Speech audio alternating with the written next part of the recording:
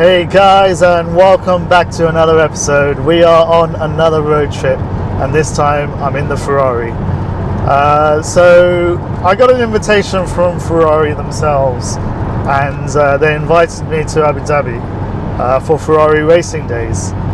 And I'm in Saudi Arabia, I'm in Riyadh. It's about 1,000 kilometers away. And I thought to myself, you know what? I could do that in the Ferrari California. I could take it on a road trip and take part in this Ferrari Racing Days event. So I've left Riyadh. I'm on my way. It's Ferrari Racing Days. They do this all around the world, and what they do is owners bring along their cars, their race cars, and if it's the XX program and all of those sorts of cars. And what they do for owners is they have like special events on and things like that. And usually it's around the track and stuff like that. What they're doing here is they have their road cars, which we're going to be test driving, which is just going to be awesome. They're going to take us on a drive in our own cars as well, and they've got a special route laid on. So we'll get to test our own cars on the public road, and I'm not entirely sure what that's going to be like, but I mean, if you kind of imagine the cavalcade type things that go on, this is very similar to that. So what else is there? They're going to be setting a world record of the number of Ferraris on the Yas Marina Circuit. Because I've got my Ferrari, I'll be on the track, hopefully, as long as the car doesn't let me down. They've invited me to the gala dinner, which is just going to be amazing. So one of the things I'm a little bit apprehensive about, right, is, I'm driving my car. Other people, because it's in Abu Dhabi, it's at the Yas Marina Circuit, most of the people there are going to be from Dubai. There's a lot of wealth, there's a lot of money, there's a lot of the latest, greatest models that are going to be there. And I'm turning up in my 130,000 kilometer Ferrari California from like 14 years ago. It's 14 years old. I just hope I don't get looked down upon. That's all I'm saying. Truth is, if I was to go out and get a Ferrari, I'd probably get something very similar to this over again, just simply because I could drive this car. I want to always be able to drive my cars, and you see that with this or with the Bentley or with any other car that I've ever had. I like to actually use my car. A brand new model wouldn't really interest me that much. So yeah, I've always wanted to have my cars and be able to drive them and really enjoy them, take them on road trips and stuff like that. I don't like to have garage queens as such. So the car itself has been really well behaved recently, although as soon as I got in the car this morning, I started it up cold, let it warm up a little bit.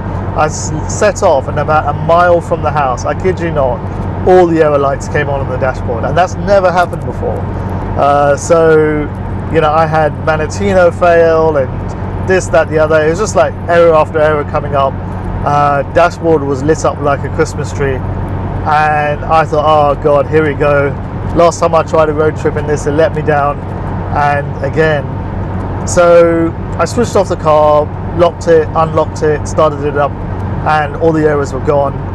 Just the usual ones that I have on there, the check engine light, which most people would never drive with, but I decided to do.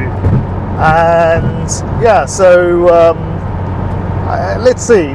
Hopefully it will be fine. And so far it's been fine since I've set off again. So fingers crossed it'll be okay. So I mentioned the empty quarter, and I think I've just entered into the empty quarter now. This road is arrow straight. You can see up ahead, so you can probably just about see in the distance there's like trucks and cars and things like that. And this road is just straight. It actually just cuts through the desert. And at the moment it's still a little bit green here, and it's not so sand duney. Up ahead I'll be filming and I'll show you. It's just sand dune after sand dune. I drove down this route about a month and a half ago, when I went to Dubai, and Russell came in the Bentley, and it's very monotonous, very tiring. There's no petrol stations, so you literally have to fill up before you set out on this stretch of road. So a lot of people said to me, don't drive through the empty quarter. It is the quicker route rather than going around the more sort of the busier routes.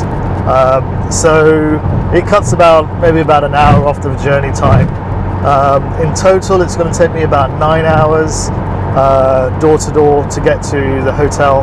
And I'm staying at the W Hotel, guys, the one that actually is right where the Yas Marina Circuit is. The circuit actually passes through the hotel or underneath the hotel. So yeah, really looking forward to that. First time I'm staying there. So now we're in the empty quarter properly, and this is the eastern region, eastern province of Saudi Arabia, and you can see the sand is just blowing across. I was struggling to get my camera out because I was passing a bunch of trucks, and you can really hear the sand on the glass as well. I mean, across the car. Luckily, the road is more or less straight. So on the left side, there's just sand dunes, and the sand is just blowing right across the road. It's bad enough in the daytime, with zero visibility at night time. God, you wouldn't even know which way the road is going. So I think I will avoid this road on the way back. So I am back in Abu Dhabi now, just across the UAE border, and doing 160 kilometers an hour, because that's the speed limit here in this section of Abu Dhabi. Yeah, it's so good to be able to do 160 legally, no issues. It's the speed limit. It's so sensible. I mean, this motorway, it's got 3 lanes, and it's just more or less straight. A couple of bends, but nothing too major. The border crossing took about, I don't know, it took about an hour, I guess. Tomorrow the fun begins. So just going to hammer it down to Yas Island now and check into the hotel. Oh, here we go, guys. We have arrived at the W Hotel in the Yas Marina.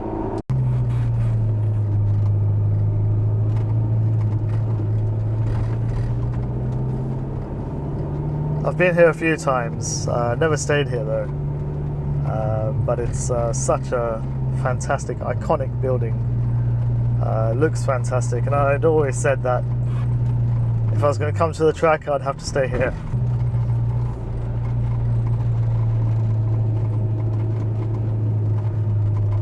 So let's pull up and offload the bags.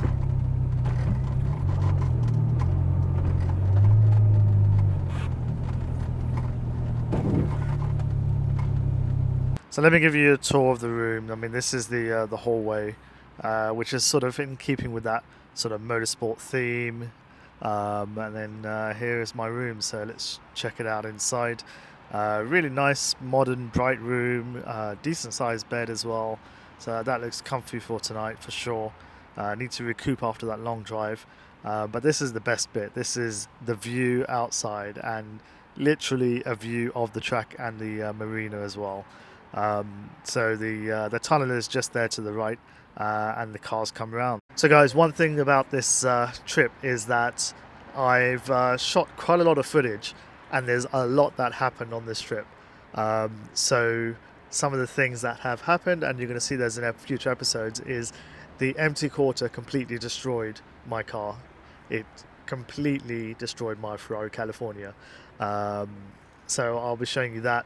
I'll be showing you around the Yas Marina and all the stuff that was happening over there, all the Ferrari related stuff that was happening over there.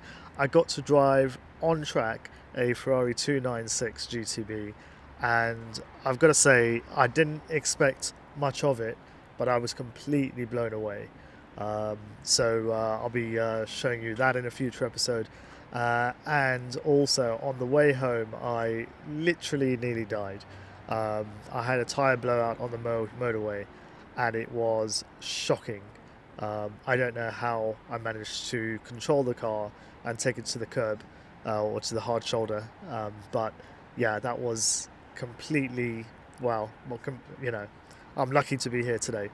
And then the way that all just panned out as well. So I've got, I think, about 3-4 episodes coming up, because it's just too much to cover in one episode. I just couldn't do it. So next episode will be on the Ferrari as well, and we'll be having a look around the Yas Marina, or maybe how the empty quarter destroyed my car. Anyhow, take care, and I'll see you in the next episode.